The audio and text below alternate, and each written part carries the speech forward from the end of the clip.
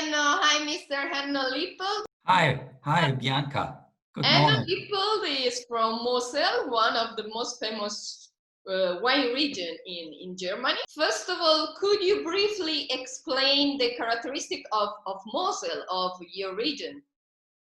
I can, but maybe better to introduce the vitis vinifera when the Romans brought it 2000 years ago to Germany and to the Mosel. The Mosel is the most northern area where viticultural area where we in Germany grow wines.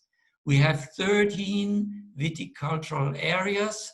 The Mosel is the most northern one. So it's very cold even. So it's difficult to grow vitis vinifera at the border of the possibility of grow wine and grapes. Okay, and what about the Moselle? The soil, the weather, the climate, what are the main characteristics of this area? As I said, the Mosel is the most northern growing area in Germany and in Europe. It is 50th latitude to compare to Roma, that is 40th latitude. So cold, cool area. How can you grow wine in this cold area? You have to go up the slopes. You cannot grow vitis vinifera wines in the plains. Let me demonstrate this. You go on the slopes, on the mountains of the valley, you see the angle, and now you see the sunbeams, this black thing, hitting the angle vertically, 90 degrees.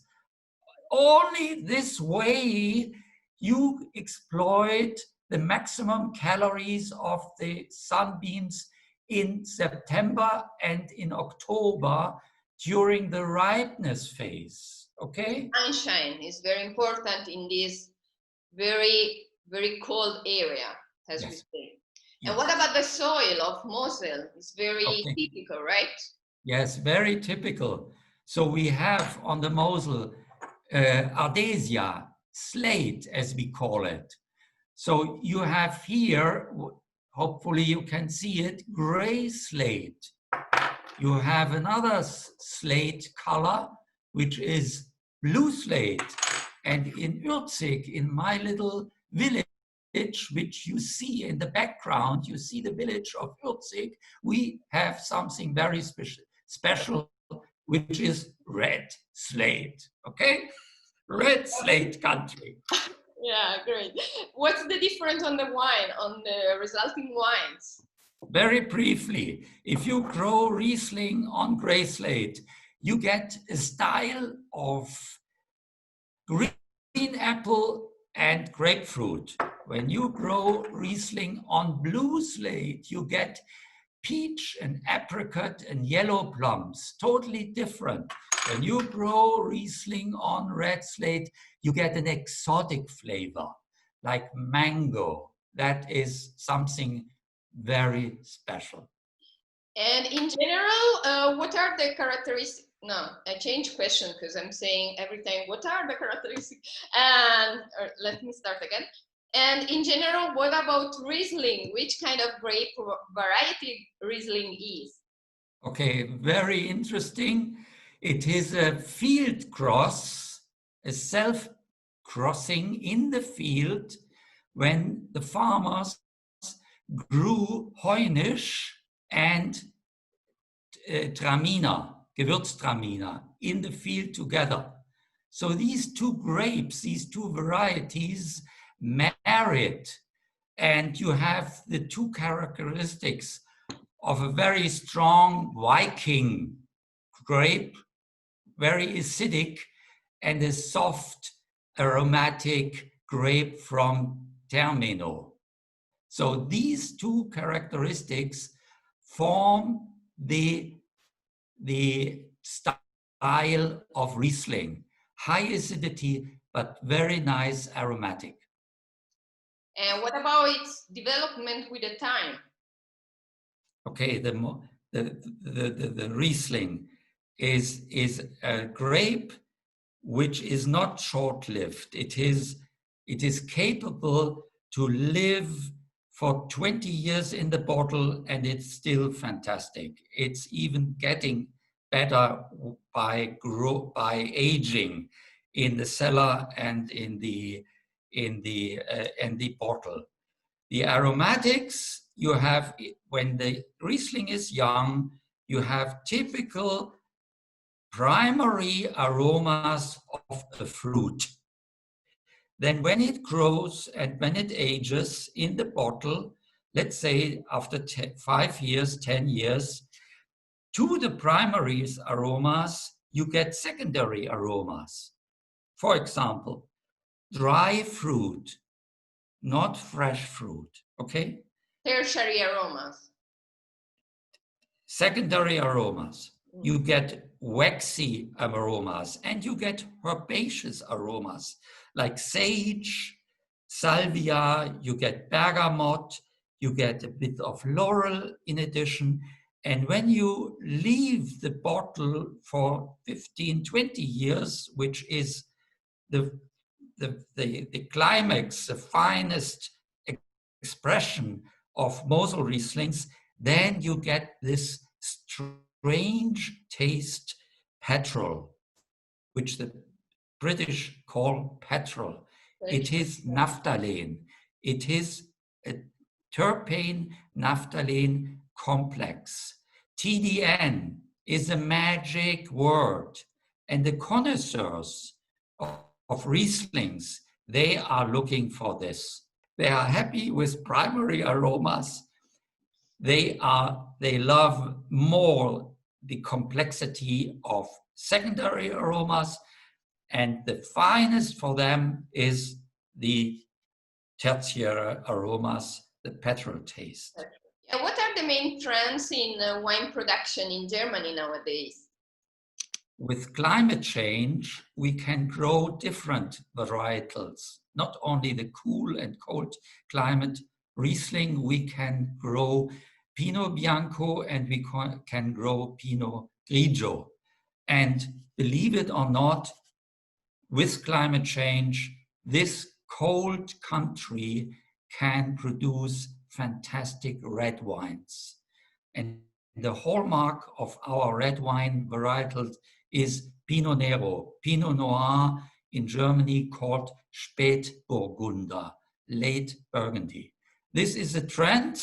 We go to varietals which are doing fine in warmer climates, as I said, the Burgundies, and now the Pinot Noirs in Germany, they are also doing fine. So that is a trend in Germany. We go from Riesling to Pinot Noir. And what about the sweetness level, right? Now many producers are producing dry Riesling, dry wines. Is this right? We are coming back to our roots, not overly sweet wines anymore, but we are getting back to dry wines or to off-dry wines, which is the best style for Riesling. You know, acidity combined with a touch of sweetness. That is fruit. Fruity Riesling is the hallmark of Germany in the cool climate. Could you briefly introduce to our students the German classifications, cabinet, Auslese, Spatlese, the VDP, and all the history of the evolution of the classification in Germany? To make it very easy, yeah. you understand the pyramid of in Italy. It starts with Vino di Tavola, now called Vino d'Italia. That is a basic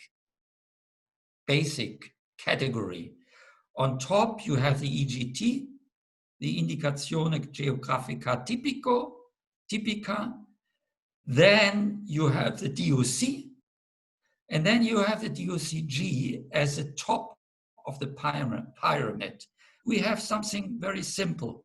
The Vino d'Italia is wine from Germany, produced in Germany.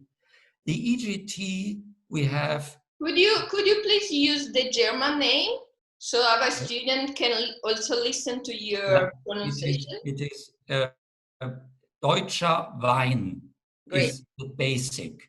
Then you have parallel to Indicazione Geographica Typica, you have Landwein. In French, vin de pays, a large appellation. Then you have parallel to the DOC with a approval number and so on and so on. You have the Qualitätswein, wine of quality. And then the top is Prädikatswein. And when you are talking Prädikatswein, you have something unique which no other country has.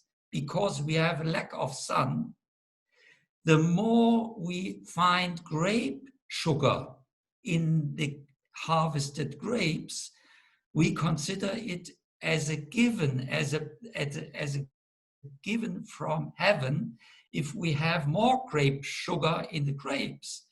And we start the Prädikats wines with cabinet level, which is the lowest sugar level in the Prädikats wine. If you find more natural sugar in the grapes, we call it Spätlese, late harvest. If we select specific bunches in the Spätlese category, we call it Auslese, selected late harvest, and so on. So that is a category which is only available and done in the vineyards of Oltre Alpi, which is Germany and Austria, where we have a lack of sunshine. So we predicate and we love more natural sugar in the grapes. And this is a system we have in Germany, Prädikat wine. What is VDP? Verband Deutscher Prädikatsweingüter. These are 200 elite vintners, mid-size and larger vineyard owners, and they have an association with their own rules, and they rule, for example, restriction of yield and all this. So that is a group of let's say, famous vintners. I'm not part of it because I'm too small. They wouldn't allow Dr. Lippold to join. Really? Dr. Lippold is doing something else, but it is VDP, Verband Deutscher Prädikatsweingüter, is a very esteemed association of 200 vintners in all over Germany. What's the name of the vineyard that you have in the back? Very simple, very easy, even for Italians. Ürziger Würzgarten. Yeah, but our students have to remember this name. Very simple, because when you understand, and only when you understand what it means, you immediately understand to what it's all about. It is the spice garden vineyard of the village of Ürzig. You understand? So, a New Yorker is a man or something from New York. An Ürziger is something from Ürzig, a man or a wine, Ürziger.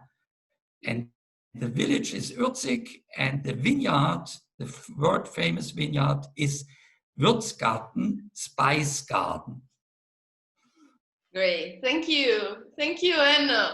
Would you like to add anything? I'm fine. Thank you very much. Thank you for the interview.